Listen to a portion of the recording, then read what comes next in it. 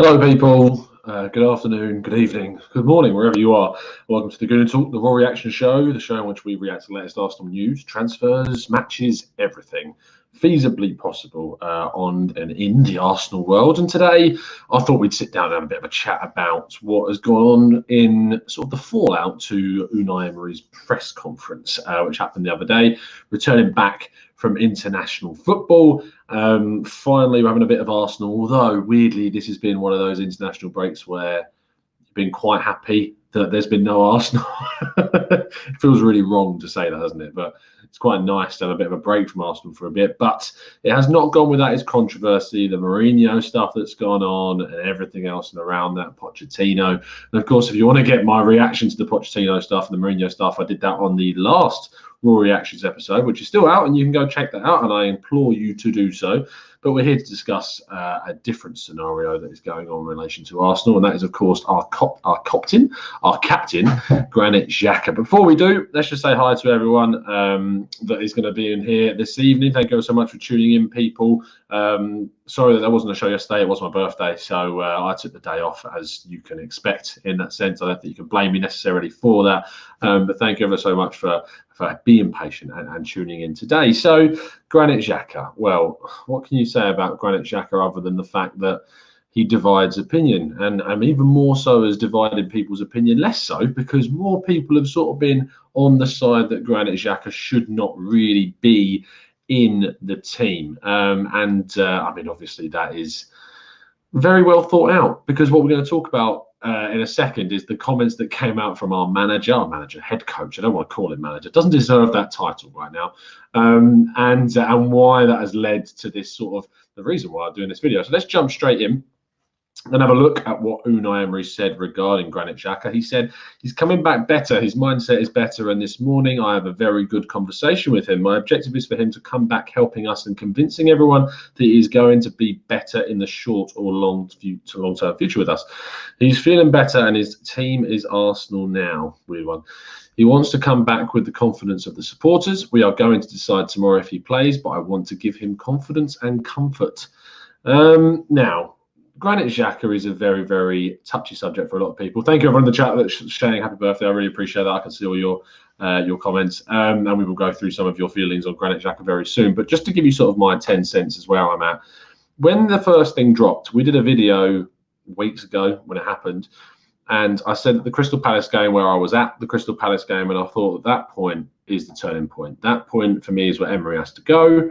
That is the point where Xhaka has to go, and it's fairly cut and dry. And now since then, my opinion has evolved and changed and adapted based on the reaction of both the Swiss midfielder and the Spaniard, and of the fan base as well, and getting more information and more empathetic feelings and senses. And I think actually I went down one side of things to say that actually, when you think about it, he wasn't telling all the fan base to F off. He wasn't telling them to do that, in my opinion.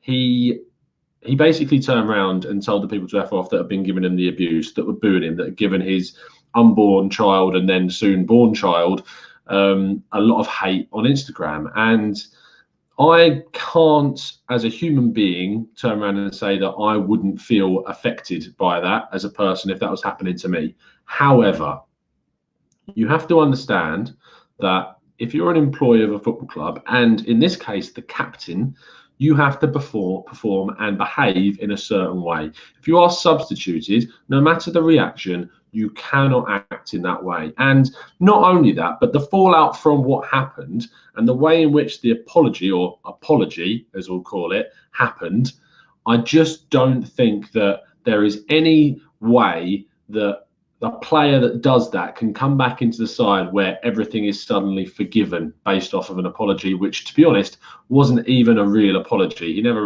He said sorry if he did that classic thing of apologizing if you felt that way. That's the way it came across. And it wasn't done through Arsenal channels. It was done through his own sort of channels. It was translated quite badly as well, which obviously didn't come out the best way in English.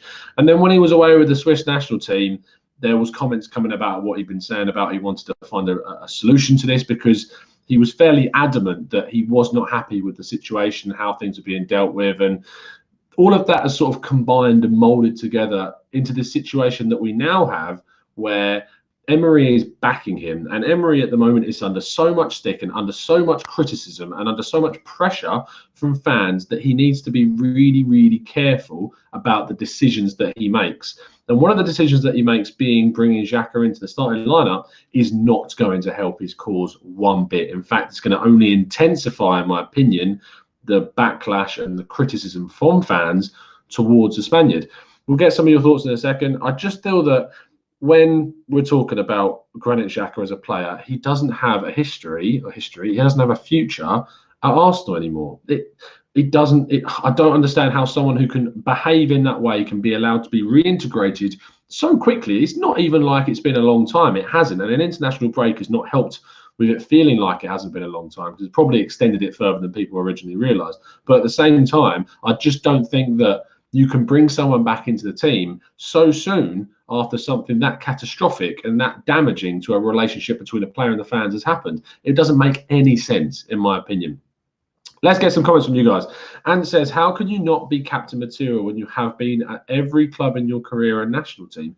I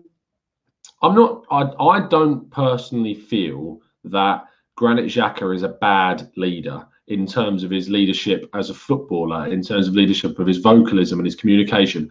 I don't think that, and you raise a fantastic point, Anne. He obviously the Swiss captain, the Gladbach captain at a very, very young age.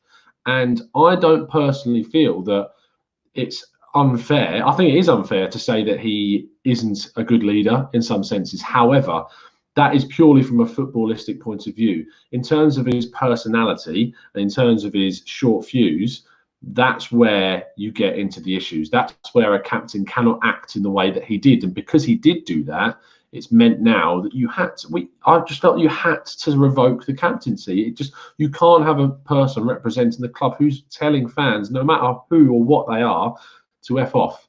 Because doing that publicly, and not just being composed and putting out a statement or blocking people or disabling your comments or taking the moral high ground is where you should go. But he didn't do that. He reacted, and he reacted in a way which is near unforgivable for a lot of fans, and understandably so. And it's followed up saying Vieira had a short fuse. Yes, but Vieira never told the fans to F off. That's the difference. Matt Greek says the reason it's a mistake is because he isn't good enough. The reason it is seen as not being a mistake is that we sadly don't have many better. I'd start Guendouzi in a different system, but that's me. And Matt, you raise a great point. The issue is that, and Harry Simeon wrote a really, really good article that had this not have happened, effectively, Granit Xhaka is one of our better midfielders in the context of what we have. It's a shame because we should have a lot better than Granit Xhaka, but the fact of the matter is that we do not have too many midfielders that are better, if at all, than Granit Xhaka, which means that he probably would start in a system that under Unai Emery, and we should improve on that. But because we've got this sort of mix and match situation with players who can't really play in a deep role, because Torreira is so not in the mind of Unai Emery as a deep defensive midfielder, there isn't anyone else other than Xhaka that can really be put in that role. And that's not down to Xhaka. That's down to the inability of the manager to realise the system that he's trying to implement, if at all there is a system, it simply isn't working. And for that sense, you can't put a player into a position like Torreira that it doesn't work and not expect backlash. And you can't expect Xhaka, who's very, very slow, and whilst has a decent, or not more than decent, if you're being fair, range of passing to him, but honestly has the odd mistake in him every single game, you can't put someone of that instability in a position of so much key importance to the team. And because of that, all of his mistakes get highlighted a lot more. That's the reason why his own profile has dropped. And Unai Emery has not helped that situation by not protecting him by playing Torreira as the most deepest midfielder. He's actually become more of a victim of Unai Emery because of the position that he's been asked to play, which highlights so many of the flaws that are in Xhaka's game. Let's have a look at some more of your comments. Jeremiah says, let's not forget last summer Xhaka said he wanted a new challenge. He isn't that attached to the club, and that's why he snapped so easily. And that is the next comment to talk about, is that the relationship between Xhaka and the club isn't one of a captain in my eyes. He's not one that lives and breathes for Arsenal quite like you see other players. Hector Bellerin's coming out asking for the sort of everyone to be brought together, and that's great to see from someone who I felt should have been more in contention for the captain's armband. But at the same time, you can't think that Bellerin isn't someone that has his own issues and has gone out publicly and said controversial things, because he has.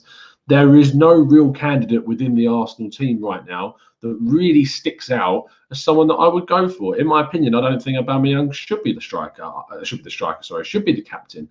I feel that my captain sits at the base of a team, be it maybe not so much a goalkeeper, but definitely a defender, definitely a deep line midfielder, someone that can see the game in front of him, can marshal his back line, can be vocal and shouting and doing everything he needs to do. A lot of the time, Arsenal's leadership is needed at the back. And Aubameyang can't do that. One, because he's not there. Two, because he doesn't have the defensive skills or knowledge to be able to divulge that sort of direction. You need someone who's going to be strong at the back. You look at some of the best captains in history across football. The vast majority are defenders, goalkeepers, or midfielders. They aren't forwards. And that, unfortunately, Arsenal has had a track record of making mistakes with who they pick to be the best captains. Patrick Vieira, an amazing captain. Tony Adams, an amazing captain. And where did they play? They weren't strikers. I'm not saying it's just, I'm not going to tarnish all strikers with the same brush, but I just feel that within this Arsenal squad as a whole, we don't really have too much captain material. And that was certainly something that's needed to be addressed for a long time. And quite simply, it's not been addressed. And it's as simple as that.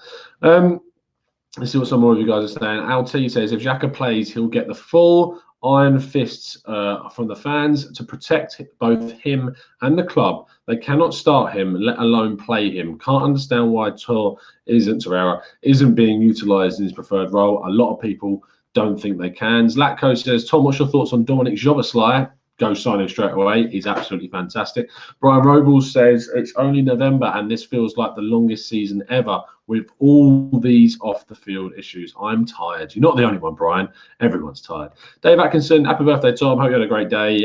Why have you got a green face? I've got a green face because of this, Dave. In fact, I think you might have been the person to ask me to turn the light round, which makes my face green. So you know what? As punishment, you now get to see the green light for the rest of this show. Buenos Aires Guna says, Emery is a mid-table manager at best. He sets his teams up to play against the opposition at hand without the ball. He doesn't have a scheme to play when we do have the ball. It's very, very flat, is what he's saying, and I can't disagree with him.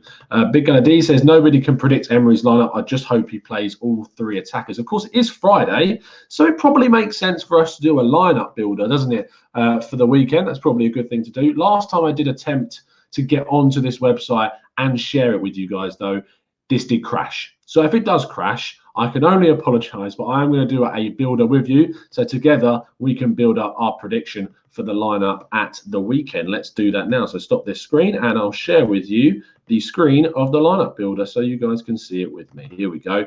Fingers crossed, don't crash. It doesn't look like it has. You can all see me. You can all hear me. Let's do this lineup. So in goal, well, I think we know what's going to happen. I think we all know what's going to happen. It's going to be Mr. Leno in goal. Right back, I think that Bellerin now has definitely got himself in the position where he's going to be starting.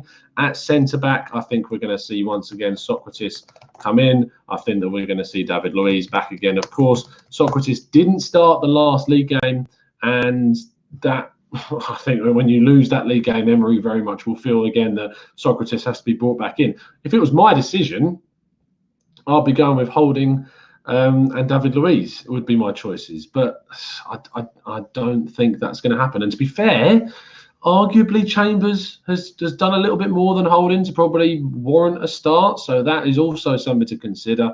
Left back is going to be Tierney because Kolasinac, even if he wanted to start him, is carrying a bit of an injury. He might be in the squad, he might not. At the base of the midfield, now this is where it's part of this video and it really does come in. Do I think Granit Xhaka is going to be in the team? No, I don't think he is. I think he might be on the bench. If he's in the team, I will be so shocked if he is in the team. And I think that Torreira will be at the base. Well, I say at the base. He'll be in the midfield. I don't know if he'll be put at the base. Guendouzi will be in there. And I think that Mesut Ozil will be the one that plays at 10. I think there is a chance that we could see finally, I don't know if it's the first time that these three in front of Ozil has played together yet this season from the start, but I think that we could see that. There's a strong possibility that we could see that. Ceballos is out until December. Willock, I don't see starting. Nelson's back in contention as well, which is great. I don't see the likes of Martinelli or Saka. Saka is also carrying a bit of a knock too, so I don't see him coming in. Maybe we will finally see this lineup played for the first time. And if it is, great. That would be fantastic. And I really, really hope that we do. Ben Parfitt says, I doubt that Pepe will start with him only coming back into training today. It's true. There is a chance that will happen. And if that is the case, then is there a chance that we could then see a certain Gabriel Martinelli be played on the left and Alba on the right, or the other way around, to be fair? Martinelli can play on both sides. So could that be what we go for? I would be really, really interested to see how Emery does decide to line up, because we never know. We never know these days what the Spaniard is going to do. We'll go through some more of your comments just before we wrap things up. You can see it's getting quite dark, and the light switch is over there. And I don't really want to leave you guys with no one talking for a second, so we're going to wrap up fairly soon. It gets so dark around here these days so quick, it's ridiculous.